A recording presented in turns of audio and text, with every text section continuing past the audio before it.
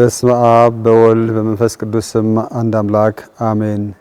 የተወደዳችሁ የእግዚአብሔር ቤተሰቦች በክርስቶስ ወንድሞችና እህቶች የሆናችሁ የጌታችን ኢየሱስ ክርስቶስ ትንሣኤ የምታከብሩ መልካም ፈቃድ ያላችሁ ሁሉ እንኳን ለጌታችን ለመድኃኒታችን ለኢየሱስ ክርስቶስ በዓለ ትንሣኤ አደረሳችሁ። እንግዲህ የትንሣኤ በዓል ለክርስትና ትልቅ ምስጢር ክርስትና የሆነበት ትልቅ በዓል ነው የምናከብረው። እንግዲህ ከመጽሐፍ ቅዱስ የዚህን የትንሣኤን ምስጢር የትንሣኤን እውነት የሚናገረን የወንጌል ቃል እንሰማለን። ከዮሐንስ ወንጌል ምዕራፍ 20 ከቁጥር 1 በሳምንቱም በመጀመሪያው ቀን መግደላዊት ማርያም ገና ጨልሞ ሳለ በማለዳ ወደ መቃብር መጣች። ድንጋዩም ከመቃብሩ ተፈንቅሎ አየች። እየሮጠችም ወደ ስምዖን ጴጥሮስና ኢየሱስ ይወደው ወደ ነበረው ወደ ሌላው ደቀ መዝሙር መጣ። ጌታን ከመቃብር ወስደውታል፣ የት እንዳኖሩትም አናውቅም አለቻቸው። ስለዚህ ጴጥሮስና ሌላው ደቀ መዝሙር ወጥተው ወደ መቃብሩ ሄዱ። ሁለቱም አብረው ሮጡ። ሌላው ደቀ መዝሙርም ከጴጥሮስ ይልቅ ፈጥኖ ወደፊት ሮጠና ቀድሞ ወደ መቃብሩ ደረሰ። ዝቅም ብሎ ሲመለከት የተልባ እግሩን ልብስ ተቀምጦ አየ፣ ነገር ግን አልገባም። ስምዖን ጴጥሮስም ተከትሎት መጣ፣ ወደ መቃብሩም ገባ። የተልባ እግሩን ልብስም ተቀምጦ አየ። እንዲሁም በራሱ ላይ የነበረው ጨርቅም ለብቻው በአንድ ስፍራ ተጠምጥሞ እንደነበረ እንጂ ከተልባ እግሩ ልብስ ጋር ተቀምጦ እንዳልነበረም አየ። በዚያን ጊዜ አስቀድሞ ወደ መቃብሩ የመጣው ደቀ መዝሙር ገባ፣ አየም፣ አመነም። ከሙታን መነሳት ይገባዋል የሚለውን የመጽሐፍ ቃል ገና አላወቁም ነበር። ይህ የወንጌል ክፍል ነው እንግዲህ የጌታችን የኢየሱስ ክርስቶስ ሞትን ድል አድርጎ መነሳቱን የሚያስታውሰን። እንግዲህ በዚህ ወንጌል ላይ እነዚህ ደቀ መዛሙርት እነዚህ ሴቶች ጌታ ይነሳል የሚል ሙሉ እምነትና መተማመን አልነበራቸውም፣ ግን ወደ መቃብሩ ከመሄድም አላቋረጡም። ስለዚህም ተነስቷል ከማለት አስከሬኑ ተሰርቋል ወደሚል ድምዳሜ የሚደርሱ ይመስላል። ነገር ግን በሂደት አየ፣ አመነ። ስለዚህም ትንሣኤን መመስከር ጀመሩ። ይህ የትንሣኤ እውነት እንዴት መመስከር እንደተጀመረ ስለዚህም ካለማመን ወደ ማመን እንዲሁም ደግሞ ከጨለማ ወደ ብርሃን እንግዲህ ገና ጨለማ ሳለ ጎህ ሳይቀድ ወደ መቃብሩ ሄዱ። ከጨለማ ወደ ብርሃንም ተሸጋገሩ፣ የትንሣኤውን ሙታን በማመናቸው። ስለዚህ ትልቅ ብርሃን አዩ።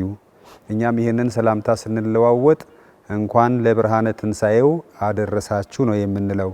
የትንሣኤው ብርሃን የፀሐይ ብርሃን ወይም የሌላ ሰው ሰራሽ ብርሃን ሳይሆን እውነተኛው ብርሃን፣ እውነትን የምናይበት፣ ሕይወትን የምናይበት፣ እንዲያውም ሞት ጨለማ አልፈን የትንሣኤ ሕይወት የምንጀምርበት ሕይወት መሆኑን የምንመሰክርበት ነው። ስለዚህ ጎልቶ የሚታየው ከጨለማ ወደ ብርሃን፣ ከኃጢአት ባርነት ወደ ነጻነት እንግዲህ ፓሳካ በሚለው ቃል እንዲሁም ፓስኦቨር በሚለው መሸጋገር ከባርነት ወደ ነጻነት፣ እስራኤላውያን ከባርነት ወደ ነጻነት የተሸጋገሩበትን ጊዜ የሚያከብሩበት በዓል ነው። እኛ በጌታችን የኢየሱስ ክርስቶስ ሞትና ትንሣኤ ከኃጢአት ባርነት ወደ ነጻነት፣ ከሞት ወደ ሕይወት የተሸጋገርንበት ትልቅ ምስጢር ነው። የትንሣኤ በዓል ወይም የጌታችን የኢየሱስ ክርስቶስ ትንሣኤ የክርስትና እምነት መሰረታዊ አንቀጽ፣ መሰረታዊ ነጥብ ነው። እንዲያውም ትንሣኤ ባይኖር ኖሮ ክርስትና የሚባል እምነት አይኖርም ነበረ። ክርስቶስ ሞቶ ቢቀር ኖሮ ደቀ መዛሙርቱ በአርብ ስቅለት ጌታ ሲሰቀል ተበታትነው ይቀሩ ነበረ። ከተበታተኑት እንደገና ተመልሰው ተሰብስበው ስለ ትንሣኤ መመስከር የጀመሩት ክርስቶስ መነሳቱን በማረጋገጣቸውና በማመናቸው በማየታቸው ነው። ስለዚህም ትንሣኤ ለእኛ ለክርስቶሳውያን የክርስትና እምነት ምስጢር ዋና መሰረታዊ እውነት ነው። የክርስቶስ ተከታዮችም የሚኖሩት ወይም እኛ ክርስቲያኖችም ያለነው የተለያየ ዲኖሚኔሽን ካቶሊክ፣ ኦርቶዶክስ፣ ፕሮቴስታንት ብለን ብንልም ሁላችንም በአብ በወልድ በመንፈስ ቅዱስ ስም በምናምን ክርስቲያኖች ትንሣኤን ማክበር እና መመስከር ያለው ክርስቶስ ከሞት ስለተነሳ ነው። ትንሣኤም የሚመጣው ደህንነታችን ከተከናወነበት የጌታችን ኢየሱስ ክርስቶስ ሕማማትና ሞት ነው። ትንሣኤ ብቻው የሚታይ አይደለም። በዚህ በሕማማት ሳምንት ያስተዋልነው የጌታችን የኢየሱስ ክርስቶስ ሕማማት፣ መሰቃየት፣ መሰቀል፣ መሞት ከዛም ወደ ትንሣኤ ይኸውም በዚህ በጌታችን በኢየሱስ ክርስቶስ ሕይወት መስዋዕትነት እኛ ሕይወትን አገኘን።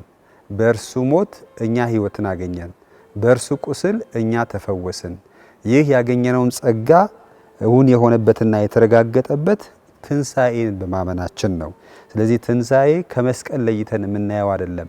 ትንሣኤ የሚመጣው ከመስቀል በኋላ ነው። በመስቀል ላይ ምንድነው የተከናወነው?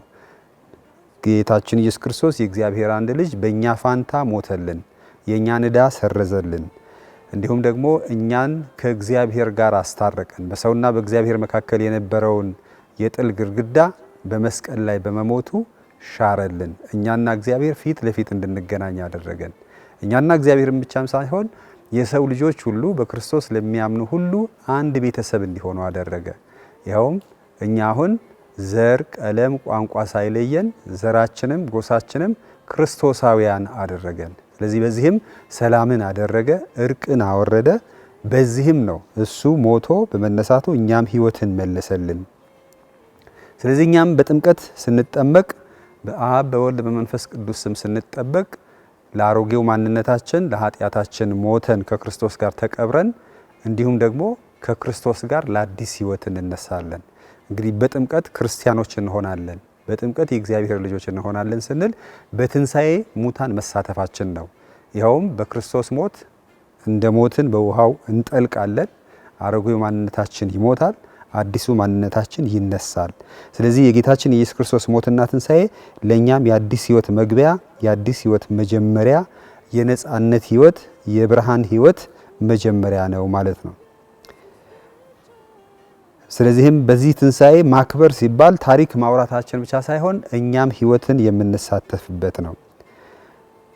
ትንሣኤ ጨለማ የተወገደበት ብሩህ ብርሃን የፈነጠቀበት ነው። ገና በማለዳ ጎህ ሲቀድ ወደ መቃብሩ ሄዱ። ፍርሃት አለ፣ ጥርጣሬ አለ፣ ስጋት አለ። ትልቁ ጨለማ ደግሞ ከእግዚአብሔር መራቅ ነው። ነገር ግን በትንሣኤ አዲስ ብርሃን፣ አዲስ ቀን ፈነጠቀ። በሰውና በእግዚአብሔር መካከል ወዳጅነት ተመሰረተ። ፍርሃት ተወግዶ እምነት ጸና። እምነት ብቻም ሳይሆን ተስፋችን በእግዚአብሔር ላይ ሆነ። ለዚህም ነው ሌላው ደቀ መዝሙር ገባ፣ አየ፣ አመነ። ከዚያም በኋላ ትንሣኤው መመስከር ጀመረ። ስለዚህ ትንሣኤ ለኛ ክርስቲያኖች የእምነት በር ነው ማለት ነው። ወደ ክርስትና የምንገባበት የእምነት በር ነው። ግራ ከመጋባት ከፍርሃት ወደ እምነትም የተሸጋገርንበት ነው። እንግዲህ እነዚህ ደቀ መዛሙርት ማስረጃ የላቸውም። ያመኑት በማስረጃ አይደለም፣ ነገር ግን በእምነት ነው የተቀበሉት። ሁኔታውን ከማየት በእርግጥ ጌታ ተነስቷል፣ ሞትን ድል አድርጎ ተነስቷል። ስለዚህ ጌታችን ኢየሱስ ክርስቶስ ሞትን ድል አድርጎ መነሳቱን የምናከብርበት ነው። ስለዚህ ክርስቲያን ማለት በጌታችን በኢየሱስ ክርስቶስ ትንሣኤ የሚያምን ይህንኑ የሚመሰክር ማለት ነው። እንግዲህ የሚያምን የሚመሰክር ስንል እንዲያው ለአንቀጸ ሃይማኖት ብቻ በእውቀት ደረጃ የምንለው ሳይሆን በእርግጠኝነት የኛንም የዕለት ተዕለት ሕይወታችን የሚመራው እንግዲህ እምነት ሕይወት ሲባል ቤተክርስቲያን ስንሄድ የሚኖር ስራ ቦታ ስንሄድ የምንተወው ሳይሆን የዕለት ተዕለት የኛ ሕይወት በዚህ የትንሣኤ ምስጢር የተመራና የተመሰረተ ነው። እንግዲህ የጌታችን የኢየሱስ ክርስቶስ ትንሣኤ ማመን ማክበር ማለት እንግዲያውስ ምን ማለት ነው? የጌታችን የኢየሱስ ክርስቶስ ትንሣኤ ማመን ማክበር ማለት በዕለት ተዕለት ሕይወታችን መልእክቱ መኖር ማለት ነው። የመጀመሪያው ነገር ሞት የመጨረሻ እንዳልሆነ የመጨረሻው ሕይወት መሆኑን የኛ መደምደሚያችን የመጨረሻ ቃል ሕይወት እንጂ ሞት እንዳልሆነ። በሕይወት ብዙ ውጣ ውረድ አለ። በእኛም ዘመን በእኛም ጊዜ ልክ በጌታችን በኢየሱስ ክርስቶስ ሕይወት እንዳየነው በሆሳዕና ሰንበት በክብር ተቀብለው እንዳስገቡት አልቆየም። አርብ ይሰቀል ብለው በዛው በር እየጮሁ ነው ያስወጡት። በዛች ሰንበት ብዙ ሰው እንዳልከበበው በዛች አርብ ቀን ግን ብቻውን ነው የቀረው እና ብዙ መከራ ስቃይ ተቀበለ። እንዲያውም ያለ ረዳት እንደሆነ ተቆጠረ፣ በመስቀል ላይ ሞተ፣ ተቀበረ። እንግዲህ አርብን የሚመስል ቀን በህይወታችን ውስጥ ይኖራል። እንዲሁም ደግሞ ቀዳም ሽዑርን የሚመስል ጸጥ ያለ ተስፋ የማይታይበት አስፈሪ ዝምታ ውስጥም አለ። ነገር ግን እንደ ጨለማ አይቆይም። ዕለተ ሰንበት ትንሣኤ አለ። ስለዚህ በህይወት እንደ ሆሳና ሰንበት ያለ ጊዜ እናልፋለን፣ እንደ አርብ ስቅለት ያለ ጊዜ እናልፋለን፣ ቀዳም ሽዑርም የሚመስል ጊዜ እናልፋለን። ግን መጨረሻው ትንሣኤ ነው።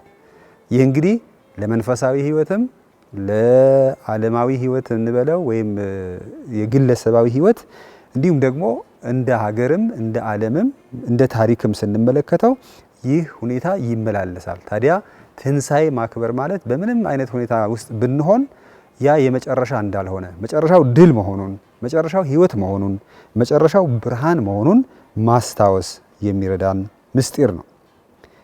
ስለዚህ ትንሣኤን ማክበር ማለት በምንም ሁኔታ ውስጥ ተስፋ ማድረግ፣ በምንም ሁኔታ ውስጥ ከእምነት አለመዛነፍ፣ ተስፋ አለመቁረጥ፣ ያለመታከት፣ ያለመፍራት፣ ሁል ጊዜ እግዚአብሔርን መጠበቅ፣ በእምነት ተስፋ ማድረግ። በአንቀጸ ሃይማኖታችንም ትልቁ ተስፋችን በክርስቶስ ሞትና ትንሣኤ ተካፋይ እንደምንሆን ያስታውሰናል።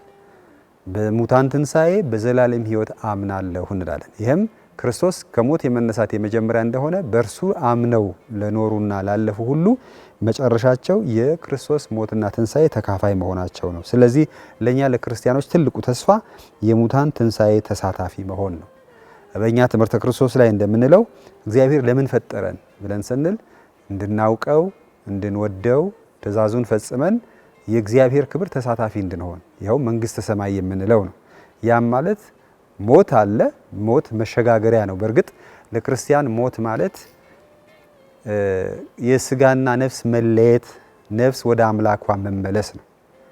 ስለዚህም በዚያ ማለፍ አለ። ግን መጨረሻችን የጌታችን የኢየሱስ ክርስቶስ ክብር ተሳታፊ መሆን ነው። ጌታችን ኢየሱስ ክርስቶስ ከሙታን ተነሳ፣ በአብ ቀኝም ወደ ክብሩ ተመለሰ። ከሰማየ ሰማያት እንደመጣ ወደ ሰማያዊ ክብሩ ተመለሰ። በእርሱ አምነው የኖሩ ሁሉ ደግሞ በመጨረሻው ቀን የእርሱን ክብር ተሳታፊ ለመሆን ይመለሳሉ።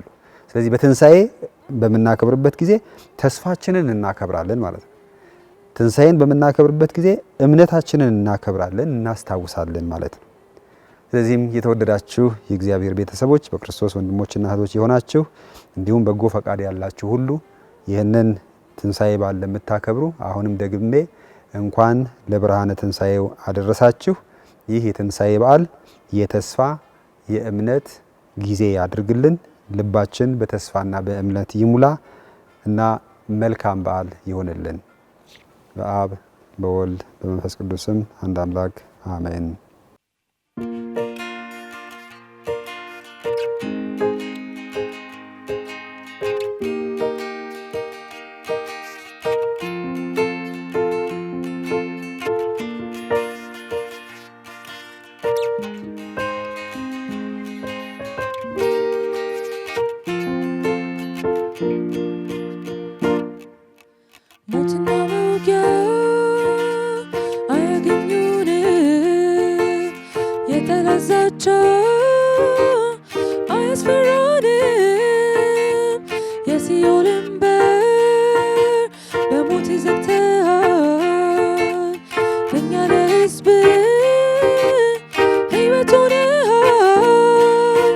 ከክብርም በላይ ክብር፣ ከሞገስም በላይ ሞገስ፣ ከዝናም በላይ ዝና፣ ታላቅ ስም ያለ ገናና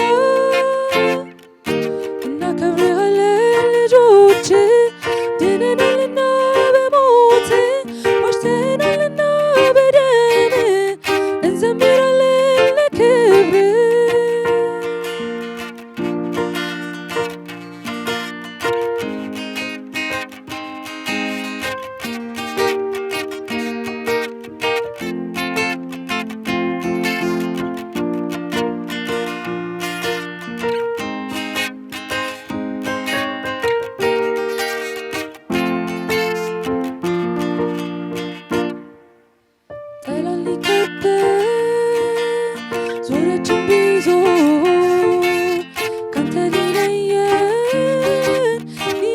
ቢያስ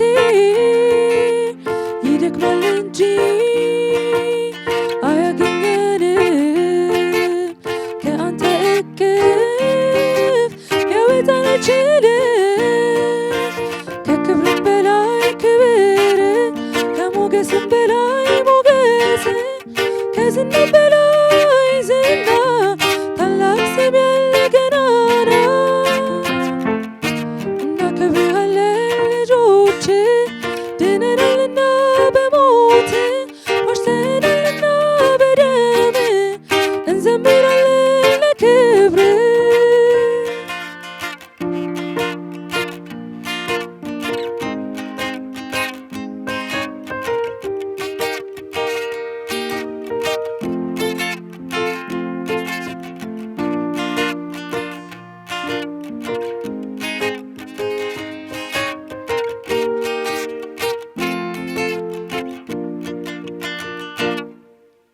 ደመናም ባይኖር ነፋስም ባይነፍስ ሳትረካ አታድርም የተጠማች ነፍስ ምናመልክህ አምላክ እጅ ሙሉ ነው።